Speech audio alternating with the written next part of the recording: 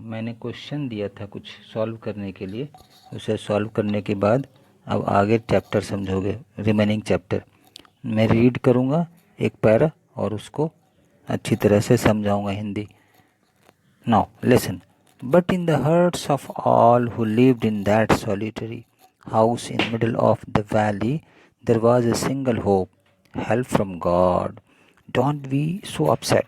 Even though this seems like a total loss, remember no one dies of hunger. That's what they say, no one dies of hunger. Although the night Lancho thought only of his one hope, the help of God, whose eyes, as he had been instructed, see everything, even what is deep in one's conscience. Lancho was an ox of a man, working like an animal in the fields, but still he knew how to write. The following Sunday, at daybreak, he began to write a letter which he himself would carry to town and place in the mail. It was nothing less than a letter to God. अब इसे समझो.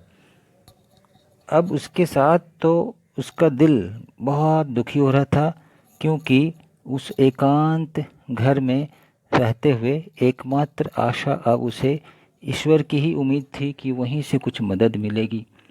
और आपस में ही सब ऐसा सोच रहे थे कि भाई दुखी मत हो, लूट गया तो कोई बात नहीं, ईश्वर भूखे नहीं रखते हैं, हम भूखे नहीं मरेंगे, ऐसा वो रात भर सोचता रहा. अचानक उसके दिमाग में एक बात आई कि क्यों ना हम ईश्वर से सहायता लें. और ऐसा सोचकर वो लंचो एक्चुअल में क्या था, एक बैल की तरह था जो जीवन भर मेहनत करता था और ऐशो आराम के जीवन जीता था. जब फल प्राप्त होता था, बैल की भांति काम करने वाला व्यक्ति खेतों में पशु की तरह काम तो करता था, लेकिन उसे लिखना पढ़ना भी आता था. नेक्स्ट संडे को उसने एक प्लान बनाया. सुबह सुबह एक लेटर लिखने के लिए पोस्ट ऑफिस, शहर के डाकखाने तक, पोस्ट ऑफिस तक पहुंच गया और ईश्वर के नाम पत्र लिखने के लिए तैयारी कर रहा था. Next.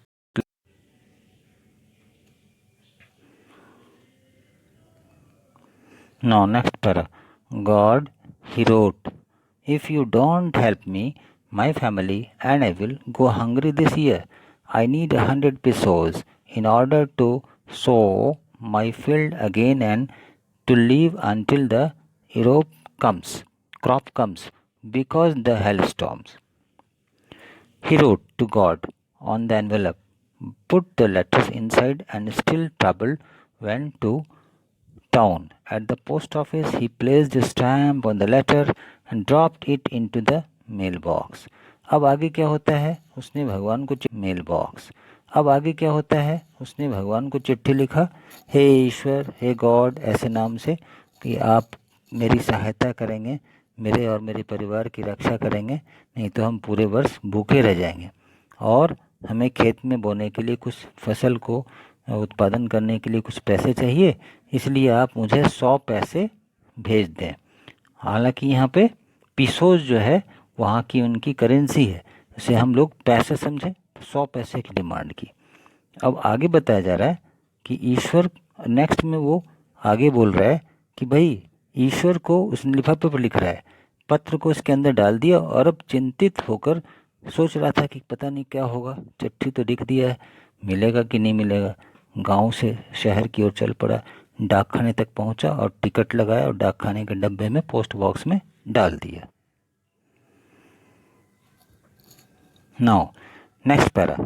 One of the employees who was a postman and also helped at the post office, went to his boss, laughing heartily, and showed him the letter to God. Never in his career as a postman had he known that address. The postmaster, a fat, amiable fellow, also broke out laughing, but almost immediately he turned serious and tapping the letter on his desk, commented, "What faith!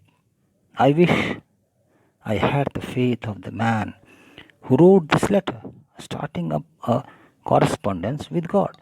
अगले ही बार वह व्यक्ति जो चिट्ठी लिख चुका था, उसकी चिट्ठी के एवज में वहाँ के जितने भी स्टाफ थे, उनमें से एक ऐसा व्यक्ति था जो डाकियों के साथ, पोस्टमैन के साथ शॉर्टिंग का, चिट्ठियाँ इधर उधर छांट कर बाहर कहीं भेजा जाता है। शहर में होता है क्या, डाकखाने में शॉर्टिंग होती है। शॉर्टिंग बोलते हैं जैसे पर्टिकुलर मोहल्ले का एक जगह, फिर दूसरे मोहल्ले का एक जगह चिट्ठियाँ रखी जाती है।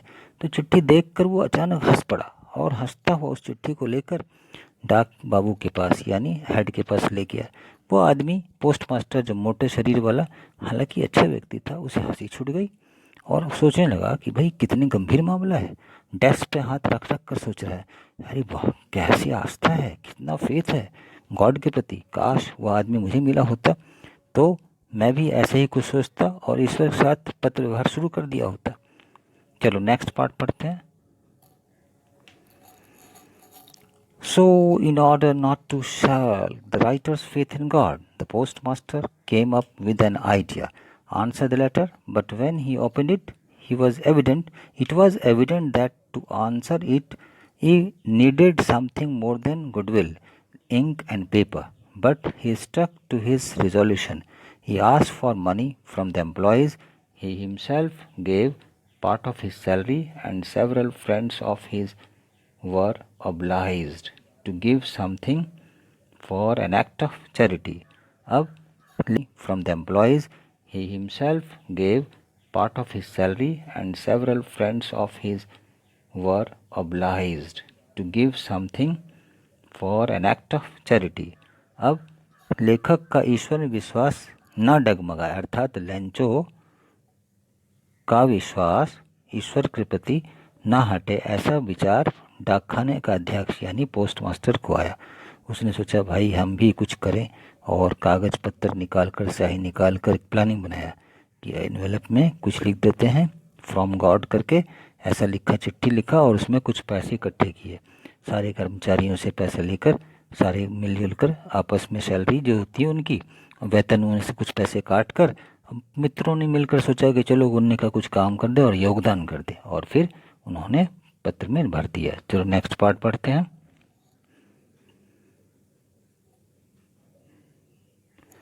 It was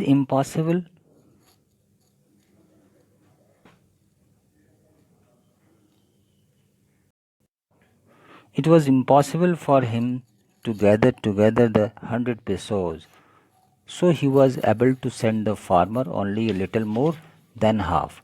He put the money in an envelope addressed to Lencho, and with it letter containing only a single word as signature God.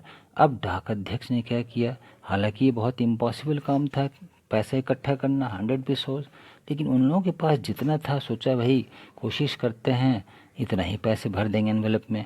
और उन्होंने क्या किया, लेंचो के लिए टू लेंचो फ्रॉम गॉड ऐसे करके चिट्ठी तैयार किया और उसमें पैसे भर दिए। अब इसके बाद हम लोग क्वेश्चंस करेंगे, कुछ होमवर्क के लिए क्वेश्चन दे रहा हूँ, असाइनमेंट दे रहा हूँ, इसको सॉल्व करो, फिर थर्ड पार्ट में आगे स्टोरी चलेंगी। क्वेश्चंस होमवर्क के लिए है। फर्स्ट क्वेश्चन, हु और what did Lencho have faith in, what did he do? Who read this letter, who did postmaster do then, sorry what did postmaster do then. अब ज़रा discuss कर लो, समझ लो। पहले वाले में पूछा जा रहा है कि हु और what did Lencho have faith in, Lencho को किस में और क्या, किस बात के लिए फेथ थी, किस में थी, विश्वास किस में था, व्हाट डिड ही डू, और उसने ऐसा क्या किया। सेकंड वाला है हु रीड द लेटर, किसने पत्र पढ़ा। और थर्ड क्वेश्चन में पूछा जा रहा है कि what did postmaster do then, postmaster ने आखिर उसके बाद क्या किया। इसके बाद हम लोग रिमेनिंग पार्ट पढ़ेंगे। ओके, स्टोरी की थर्ड फेज यानी थर्ड पार्ट स्टोरी का हम लोग पढ़ेंगे। The following Sunday Lencho came a bit earlier than usual to ask if there was a letter for him. It was the postman himself who handed the letter to him, while the postmaster experienced the contentment of a man who has performed a good deed, looked on from his office. Lencho showed not the slightest surprise on seeing the money, such was his confidence, but he became angry when he counted the money. God could not have made a mistake, nor could he have denied Lencho what he had requested.